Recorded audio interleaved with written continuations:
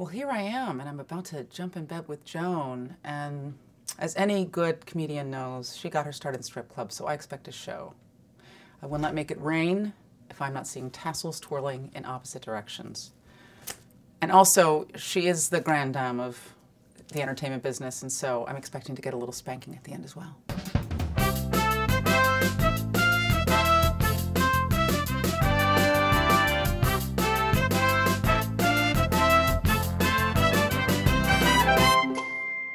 Hello, I am Joan Rivers, and as usual, you are watching, I hope it's as usual, you are watching In Bed with Joan.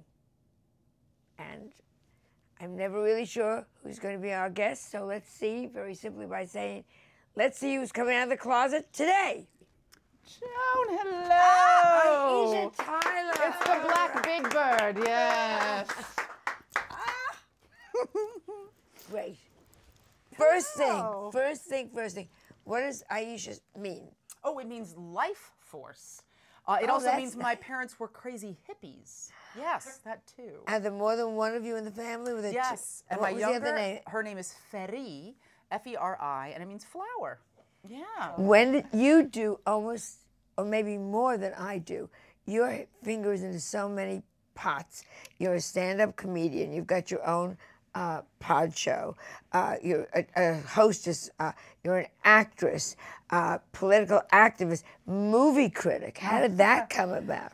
That was so weird, Joan. First of all, I could never, I'm like, literally, I idolize you. So my hope is to one day be the Black Joan Rivers. And I'm sure by the time that happens, you'll still be around and you'll have one more job than I do. Wouldn't that be great? Wouldn't that be fabulous? It's going to take me my entire life to get there. But no, the movie critic thing was just, Roger Ebert got sick, and they were looking for people to fill in, and I just had seen every episode of that show. I loved that show. It was like my Sunday ritual, watch these two old white guys argue about movies, and they called, and I was like, I'd love to sit in, and so I got, it's not as fun as it looks. I was going to say, because I do I do movie reviews, and also Fashion Police is really being a critic. Yeah. And people get very angry if you don't like something, and you have to say to yourself, I am telling them the truth about how I feel about this. It's not a mean-spirited thing. You have to be honest. And here's the thing, I think it's better to tell the truth because people respect you. But if they know you're modifying your opinion because you're worried about what someone's going to think, then everyone's just going to dismiss you out of hand. It's just better to be brave. But I did make a good friend in Richard Roper, and I never got to actually meet Roger. He was wonderful. He's really nice man. Yeah, you know? I mean, he was an extraordinary force, right? It was amazing to sit in his seat, which had a lovely amount of butt heat. Yeah. Talk about getting to meet everybody. Who, since you've been on the talk, have you met that you were so happy to meet, that you went, oh, I had no idea that Danny DeVito was hot. Okay, but no, that's not, that didn't happen. You don't know. That did not happen. We just had Peter Facinelli on from Twilight movies, and he's adorable and charming. It's all boys. I'm just in love with boys. It's just like, who was hot on the show? I'll tell you someone who came on who was surprising.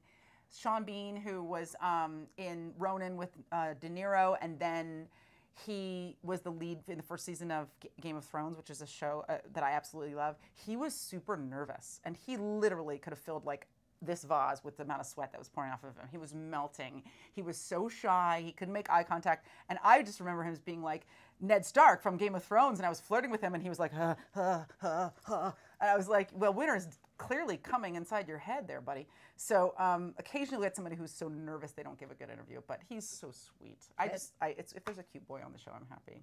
I'm such a whore. My husband's like, why is this happening? What about the other women? I think, I know, on The View, everyone is given almost like a preset question. So everyone gets a chance to speak. Do they do that with you? Which I think is fair, that you don't get overblown by somebody. Right. You know, we try to find a balance in that we want it to be conversational, but we also want to make sure it's less about everybody getting a chance to speak and as much about making sure we ask all the questions that the guest is there to talk about. We want to make sure that we give our guests the best opportunity to tell their stories. So that's mainly what it's about, is not, I'm not going to mention any other shows, but I've been on almost all of them.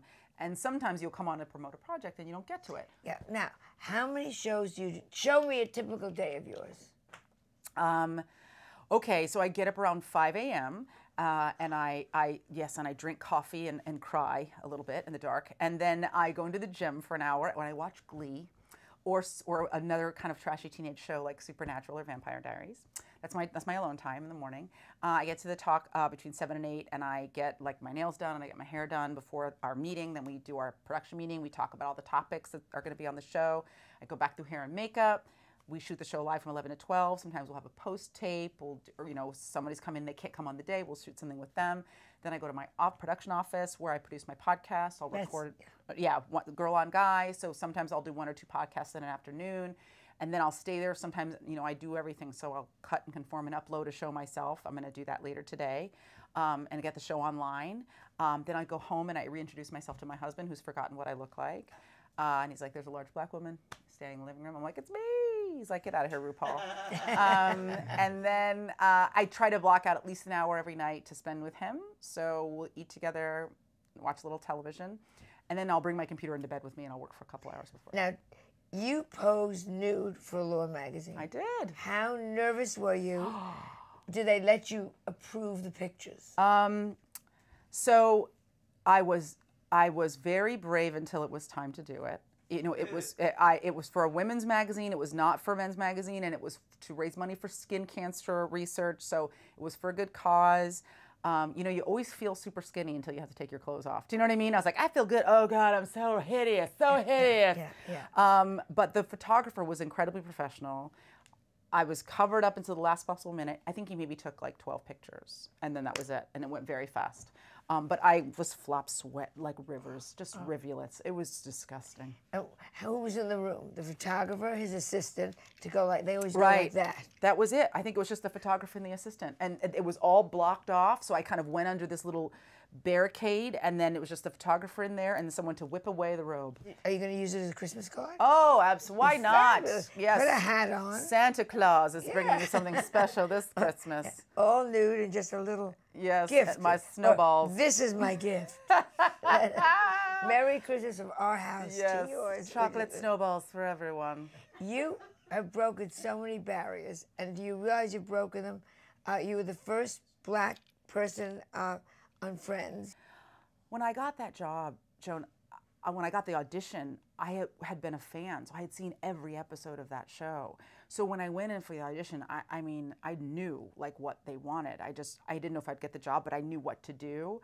And so I feel like in that way, at least I fit in well. Like when you know what I mean? When I walked on the set, they're like, oh, this girl, she seems like she could be here.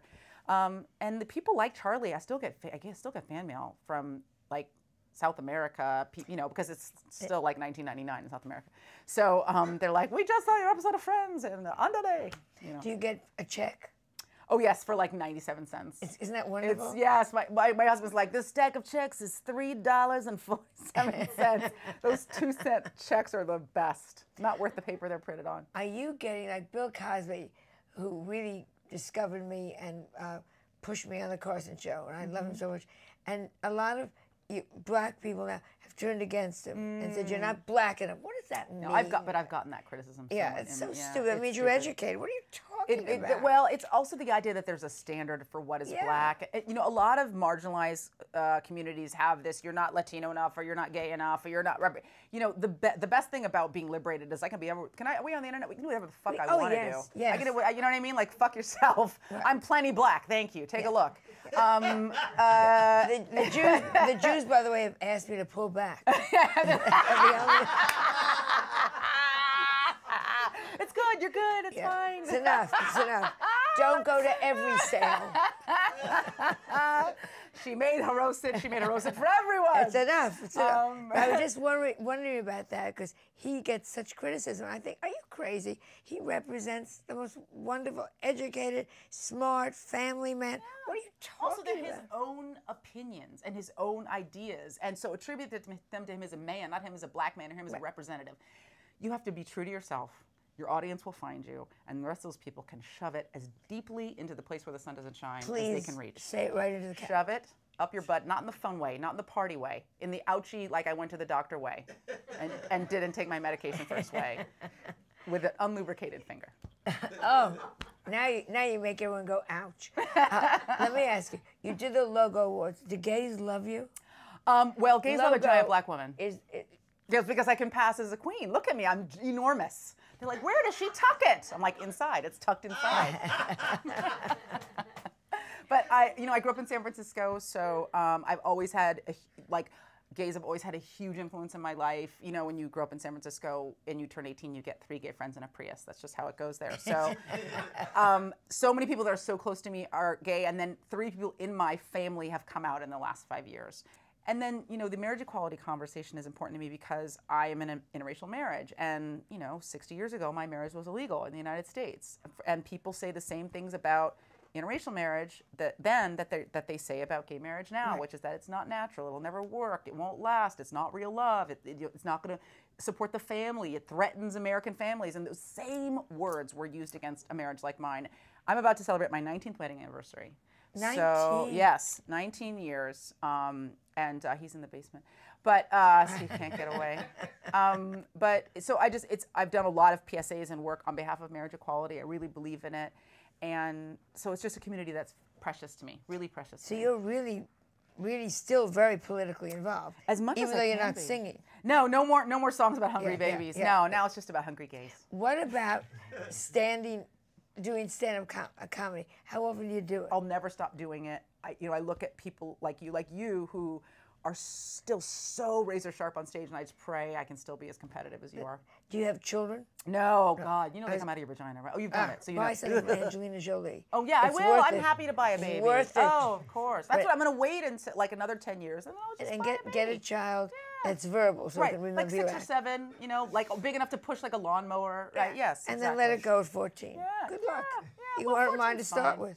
In other countries, you're practically middle-aged at 14. So, in the country I adopted you from, oh no. Let me ask you about growing up in San Francisco. Margaret Cho grew up there. Did We you? went to high school together. I was going to say, and 2 funny ladies. Did you know you knew her? Oh, Did we you knew know each other. There's awful tape of us together in high school on the internet, on YouTube. Scandalously poor. Really embarrassing. She and I went to the same performing arts high school. It was called School of the Arts. It was a magnet school for nerds. It was like Glee with way less hot kids.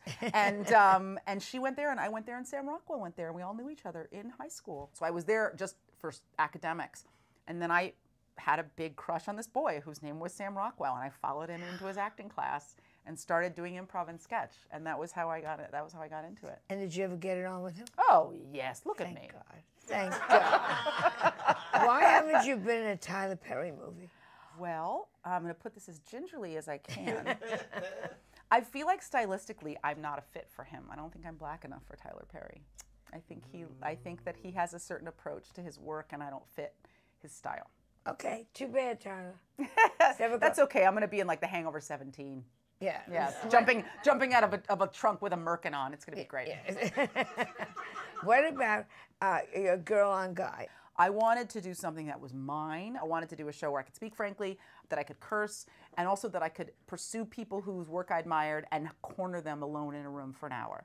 And that was why I did it. And originally it was just to talk to my friends. And then since then it's really grown. I'm very lucky that it's people whose work I really admire and want to interact with, And you know this, when you're as busy as you are, Joan, you're interacting with people in these 10-minute increments. You're running from place to place. My show is the one opportunity where I get to sit with someone and talk to them and ask them questions about their life. The rest of my life, I don't even talk to my mother for that long, which is awful. So Bring her on your show. I should bring her on my show. She's fabulous. I did have my dad on my show. He was my first Christmas show, and he was great. And people got to understand why I'm so crazy, which was Why? nice. My dad. Remember when the spotted owl was endangered? Yes. Okay, so my father was a construction worker at the time, and he was on some site where they were worried about a spotted owl or something, and he just told this whole story about the guy giving him a hard time. And the punchline to my father's story was, "I fucked the spotted owl, and I'll fuck you too."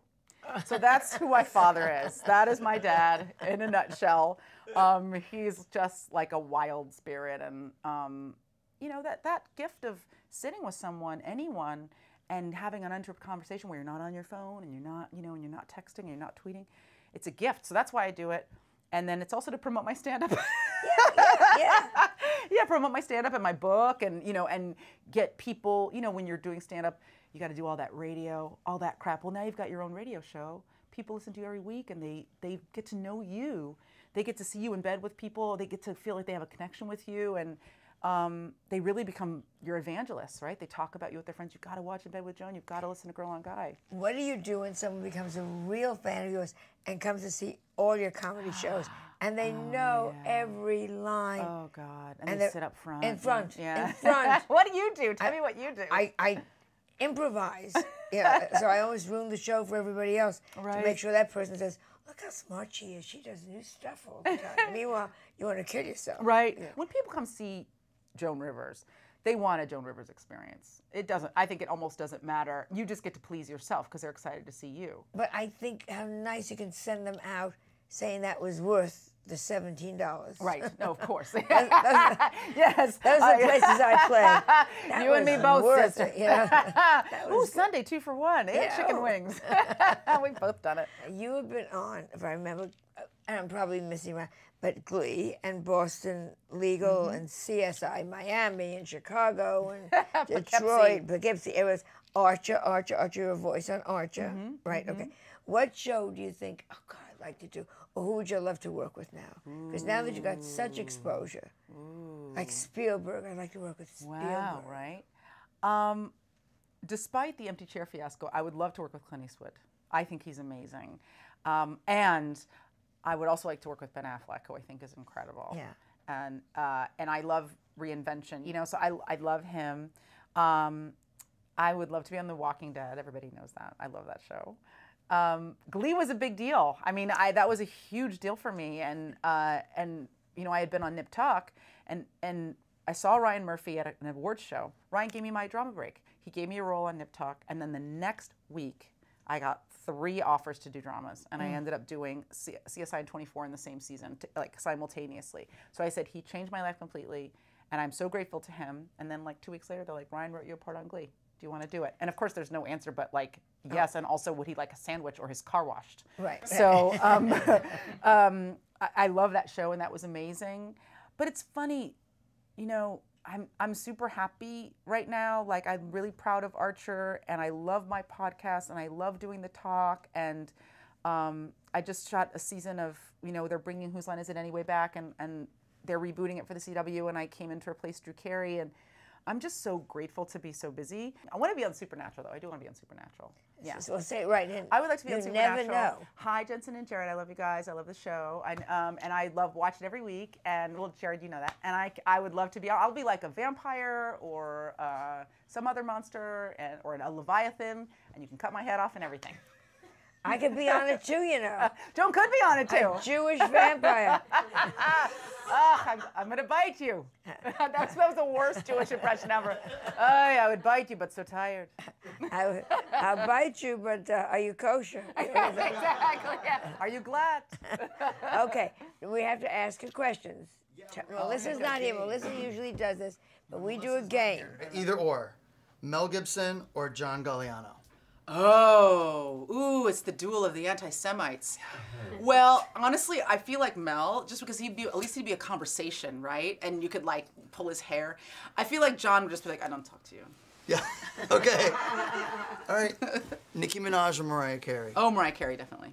Why? You didn't even think about it. Not even for a minute, because again, I feel like Mariah she's got that voice. That voice will never die. She could sing you to sleep. She has a nice bosom, so you could lie on them and they'd be soft.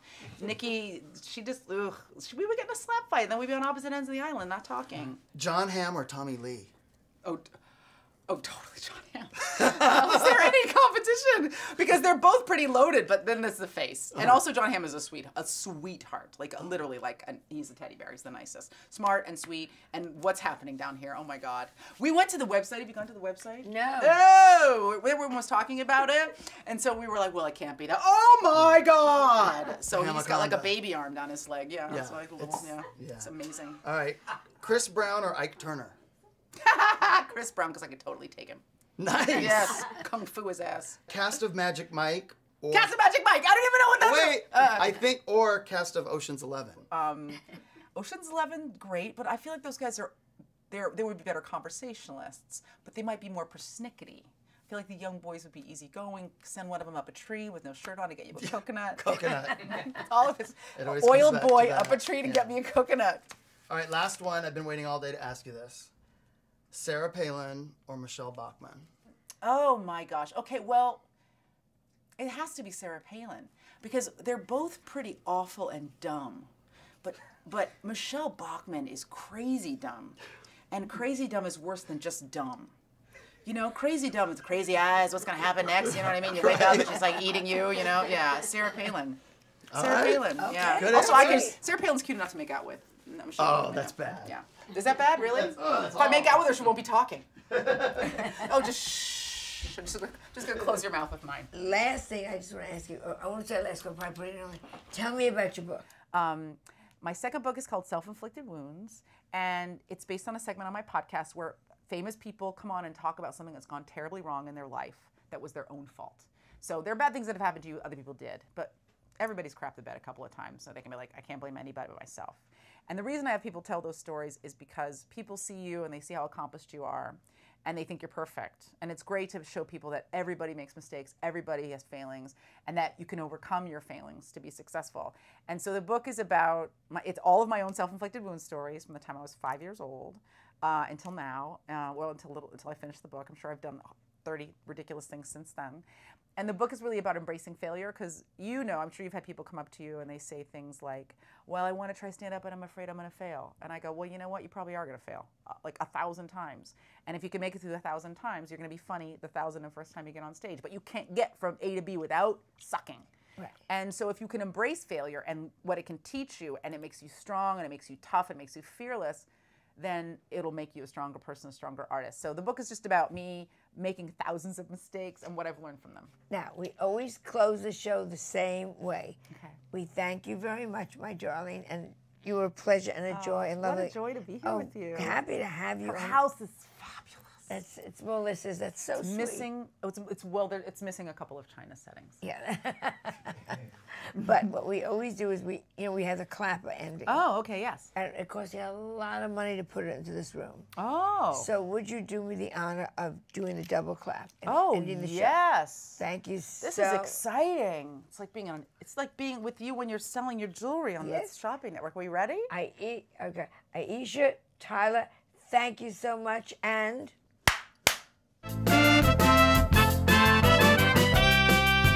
just to sit with an icon like her and just soak up her Joan-ness was just incredible. I'm still waiting for my striptease and or my spanking. I came onto her and everything and still no spanking. She's kind of hard to get. She's kind of a tease. I love Aisha on the talk, and now that we really sat down and talked, I really, really loved her because she's smart, she understands the business. It was like looking at myself, but with longer hair and a better nose.